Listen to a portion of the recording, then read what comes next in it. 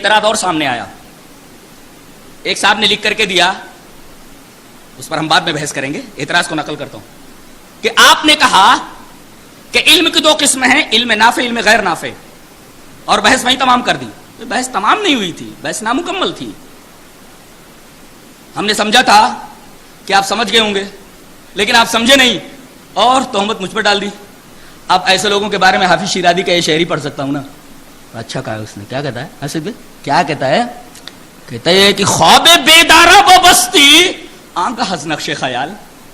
جانتے ہیں یہ بہت بڑا شاعر ہے ایران کا, اور اس کے اشعار کو سمجھنے کے لیے بہت ہی جینیس ہونا ضروری ہے, بہت ہی عبقری ہونا ضروری ہے. غالب سے زیادہ جینیس تھا, اور غالب کے اشعار کو سمجھنے کے لیے جہاں جینیسنس ضروری ہے اس سے زیادہ جینیسنس ضروری ہے حافظ کے کلام کو سمجھنے کے لیے. خواب بیدارہ ببستی آنکھ ہز نقش خیال, تہمت برشب روان خیل خواب انداختی. کیا بات ہے. کہتا یہ ہے کہ عاشقوں کی آنکھوں سے نیند اڑ گئی ہے, عاشقوں کو نیند نہیں آ رہی بولتا ہے. اور وجہ کیا ہے, محبوب نے کیا کیا ہے, معشوق نے کیا کیا ہے, نیند کو پکڑ کر کے اپنے پاس کھوٹے میں باندھ لیا ہے. یہ میری تشریح ہے. خواب بیدارہ ببستی, بیدار لوگوں کی نیند کو اپنے پاس باندھ لیا ہے. عاشقوں کو نیند نہیں آ رہی ہے, وجہ کیا ہے, محبوب نے نیند کو پکڑ کر اپنے پاس کھوٹے میں باندھ لیا ہے. اب یہ نیند کو چھوڑے نہ تو نہ عاشقوں کو نیند آئے, یہ تو باندھے ہوئے. اب اس سے کہا جا رہا ہے چھوڑ دو وہی تاکہ عاشقوں کو نیند آ جائے.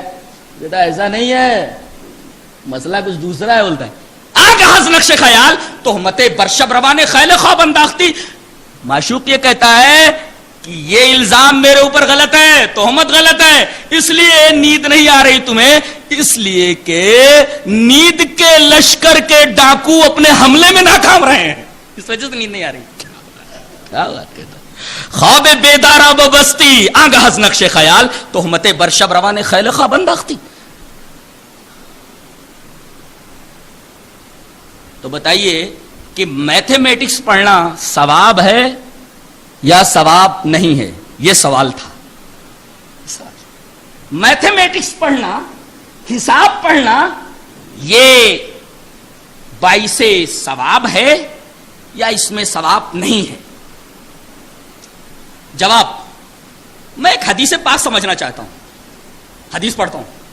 وعن ابن عباس رضی اللہ تعالی عنہما عن النبی صلی اللہ علیہ وسلم قال الحق الفرائض باہلها فما بقی فهو لاولی رجل ذکر, رواہ البخاری فی کتاب الفرائض. حضرت امام بخاری اس حدیث پاک کو ایسے کتاب الفرائض میں لائے ہیں.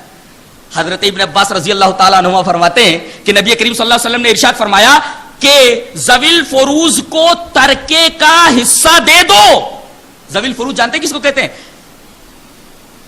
ایسے وارثین جن کا حصہ خود قرآن نے مقرر کر دیا ہے, ایسے وارثین کو ذوی الفروض کہا جاتا ہے. قرآن نے خود متعین کر دیا کہ ان کو اتنا ملنا چاہیے, ان کو اتنا ملنا چاہیے, ان کو اتنا ملنا چاہیے, ان کو ذوی الفروض کہا جاتا ہے. اب یہ حدیث ہے, الحق الفرائض باہلها, ذوی الفروض کو میت کے ترکے میں سے ان کا حصہ دے ڈالو. اچھا پھر باقی رہ جائے تو کچھ, فما بقیہ, پر جو باقی رہ جائے, فہو لاولی رجل ذکر, میت کا جو مذکر سب سے قریبی رشتہ دار ہے, لڑکی نہیں, مؤنث نہیں, مذکر رشتہ دار جو سب سے زیادہ قریبی ہے, جو باقی ہے, اس کو دے دو اسبہ ہونے کی حیثیت سے. اب میں یہ حدیث سمجھنا چاہ رہا ہوں, یہ حدیث میں سمجھنا چاہ رہا ہوں کہ ایک آدمی مر گیا, اس نے 3 بیٹیاں چھوڑی ہیں. غور سے دیکھیے, اب ایک آدمی مر گیا, اس نے 3 بیٹیاں چھوڑی ہیں, ایک بیوی چھوڑی ہے اور ماں ہے. قرآن حکیم کی آیت میراث یہ اصول بتاتی ہے کہ اولاد کی موجودگی میں, چاہے لڑکی ہو یا لڑکا, اولاد کی موجودگی میں میت کی ماں کو 1/6 ملے گا اور بیوی کو ثمن, ولہن الثمن 1/8. لڑکیوں کو 2 سلس ملے گا, 2/3, 2/4 ملے گا. اب لڑکیوں کو 2 سلس, بیوی کو 1/8, ماں کو 1/6. حدیث بتا رہی ہے، نبی کریم صلی اللہ علیہ وسلم فرما رہے ذویل فروز کو ان کا حق دے دو، میں اب دینا چاہ رہا ہوں، کیسے دوں؟ مجھے حساب ہی نہیں آتا، اس لیے کہ مسئلہ کس سے بنے گا جب تک آپ کو ایل سی ایم نکالنا نہیں آتا ہے. ذو اضعاف اقل لیسٹ کامن ملٹیپل آپ کو اگر نکالنا نہیں آتا، اب مسئلہ کیسے بنے گا معلوم ہے؟ مسئلہ کس سے بنے گا؟ 2/3 پلس 1/6 پلس 1/8. اب 2/3 6 اور 8 کا ایلسیم نکالا جائے، ظاہر ہے کہ 3 8 6 کا ایلسیم لیسٹ کامن ملٹیپل 24 ہوا. اب مسئلہ بنے گا 24 سے. اب 24 کا 2/3 کتنا ہوا؟ 2/3 کتنا ہوا؟